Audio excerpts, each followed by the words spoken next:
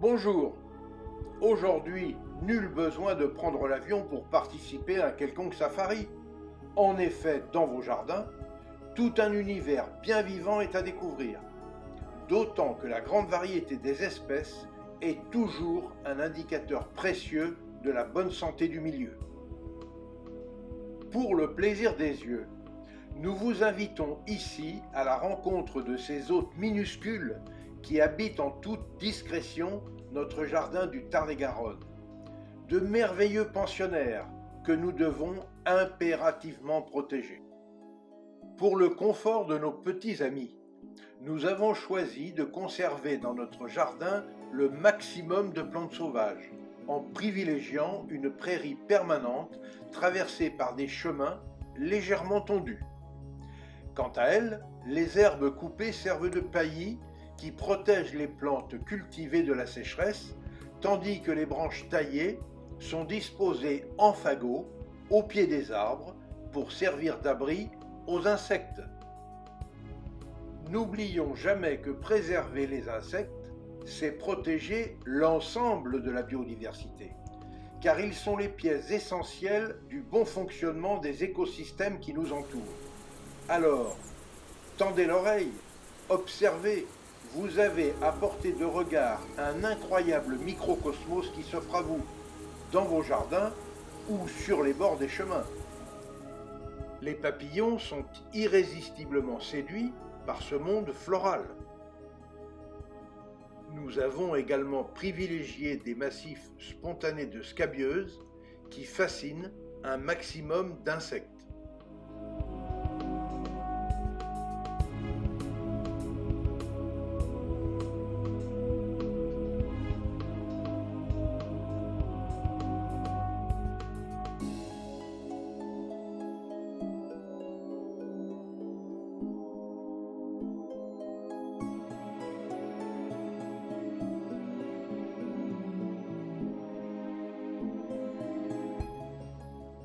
Sans oublier d'épargner dans un coin du jardin un carré d'orties qui sert de pouponnière aux somptueux papillons de la famille des vanès. Les fleurs de menthe verte semblent avoir un attrait irrésistible pour une foule de papillons.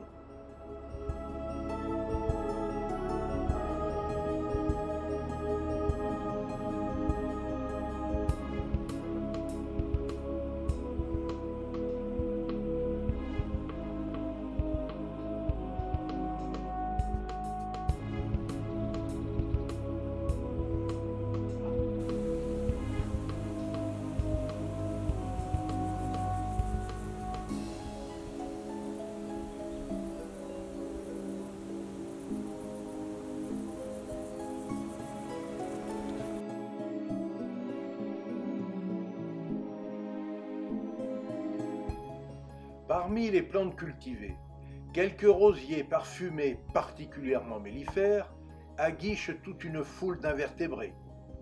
Sans oublier des plantes aromatiques telles cette marjolaine des jardins,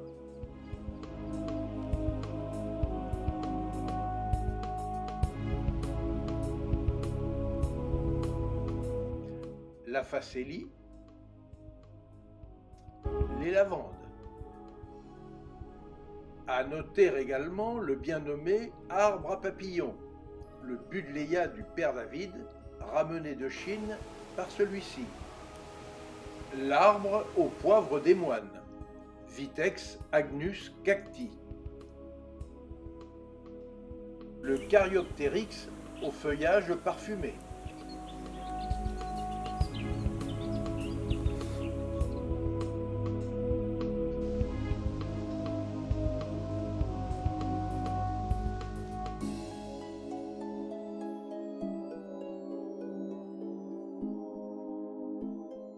Un hôte particulièrement étonnant égaye la vie du jardin.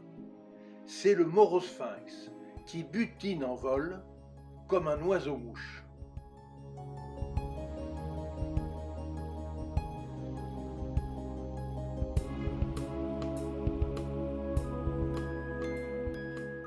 Dans le monde désert, les papillons animent avec élégance la strate supérieure.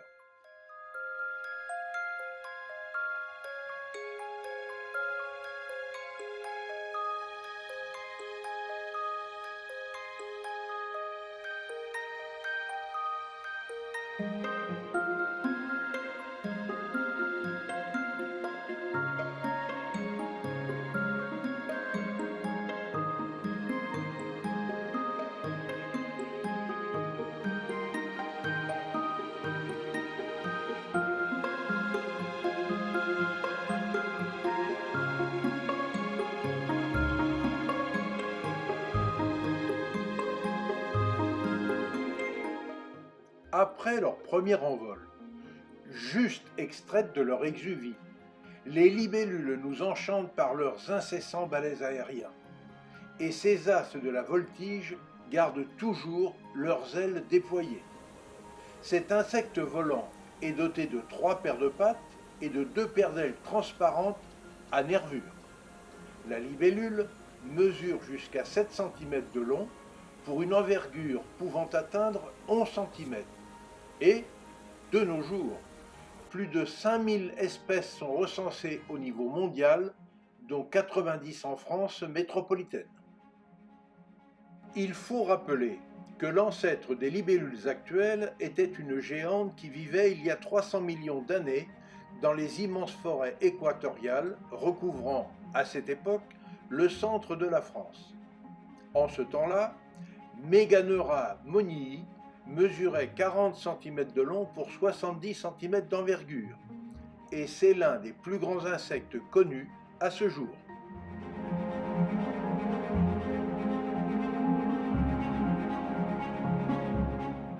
L'ascalaphe, qui leur ressemble, appartient à une toute autre famille, celle des fourmilions.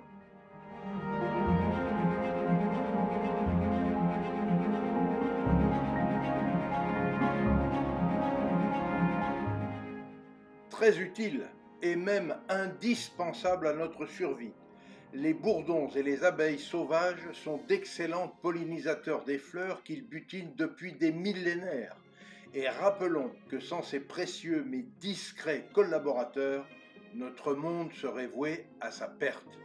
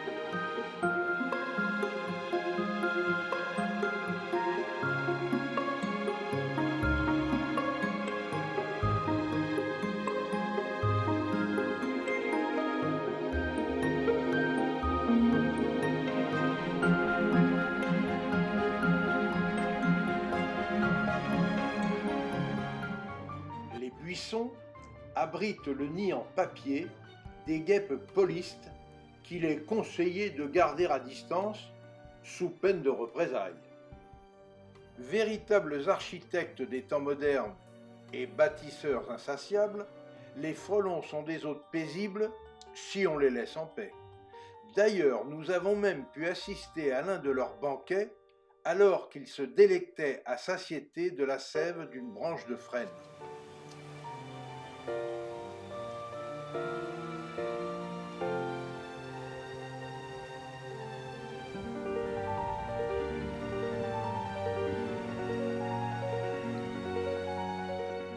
Nous avons eu aussi la chance de découvrir les 3 stades de croissance d'une coccinelle, ce précieux allié des jardiniers, tandis que des cétoines à la livrée étincelante butinaient d'autres fleurs.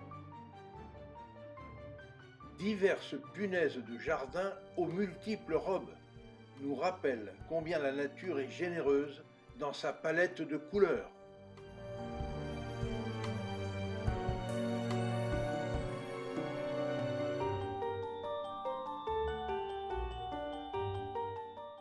sans oublier la dextérité des araignées dans le tissage complexe de leurs toiles.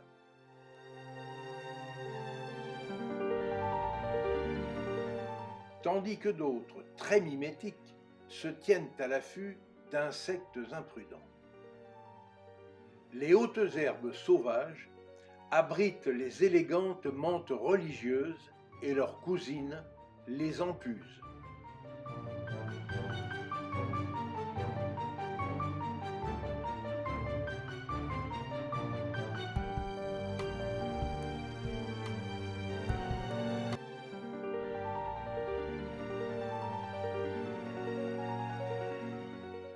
Certains insectes arborent un costume discret qui les dissimule dans la végétation, comme ces sauterelles vertes ou encore ces éphipigères.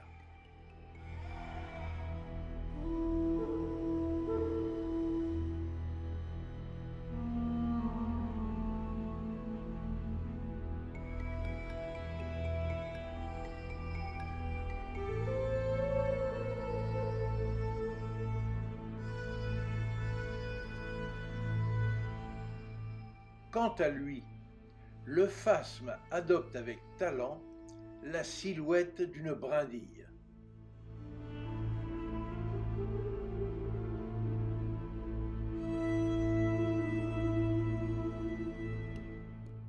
À même le sol, la vie est aussi bien présente, plus ou moins dissimulée sous la végétation et les mousses, avec les carabes et les cicindelles toujours en mouvement.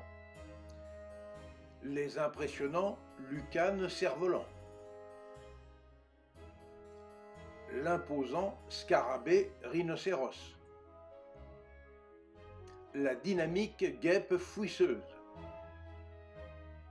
le volubile grillon champêtre ou la discrète courtilière.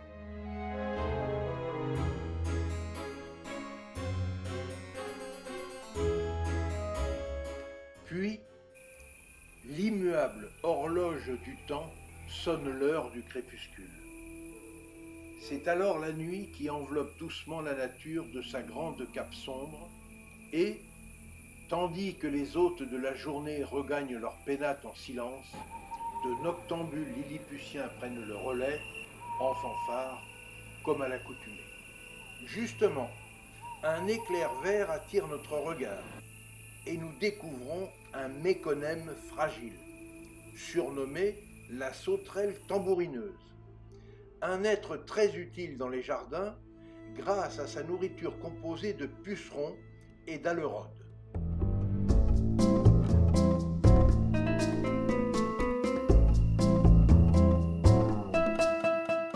Tout à côté, nous surprenons une sauterelle en pleine agape sur un bouton de rose.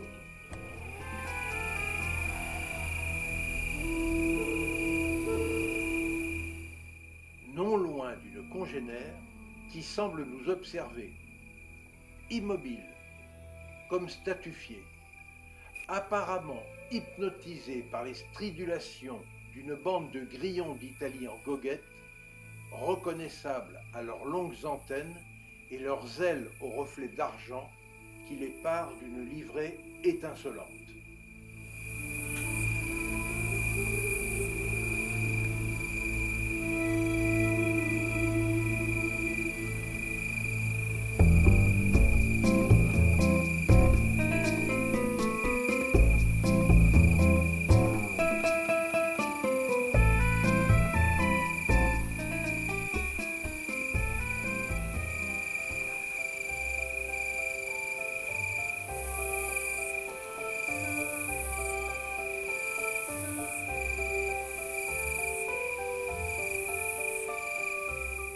Et, tandis que les uns s'affairent à d'indéfinissables occupations, d'autres ont noué une idylle champêtre, probablement prometteuse d'avenir, mais sur laquelle nous laisserons pudiquement tomber le voile de l'obscurité. Si ce n'est que dans les entrelacs du feuillage, nous avons remarqué que M. Grillon avait déjà fait l'offrande d'un spermatophore à Madame Grillon. Ainsi fécondée, à la base de sa tarière de ponte, Dame Ocanthus va pouvoir à nouveau mettre au monde une bande de joyeux drilles à même d'animer nos prochaines nuits estivales.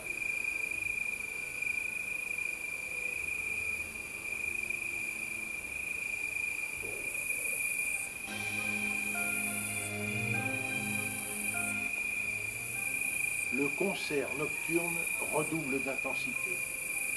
Cette aubade révélatrice d'un monde encore bien vivant va à nouveau égayer nos nuits d'été. Tandis que très loin, à l'horizon, les lumières de Montpezat de Quercy dansent dans la nuit comme autant de feux follets, ivres du bonheur d'exister dans un univers champêtre, toujours et fort heureusement bien préservé. Enfin, pour encore plus d'informations sur ce monde si discret qui nous entoure et qu'il faut impérativement sauvegarder, nous vous recommandons vivement les très beaux livres richement illustrés d'admirables photos réalisés par Monique Berger, une photographe naturaliste, talentueuse et passionnée. Un aperçu des différents thèmes de nos photographies est largement visible dans notre banque d'images. Découvrez aussi l'ensemble de nos vidéos sur le site Escapades et Découvertes TV. C'est gratuit.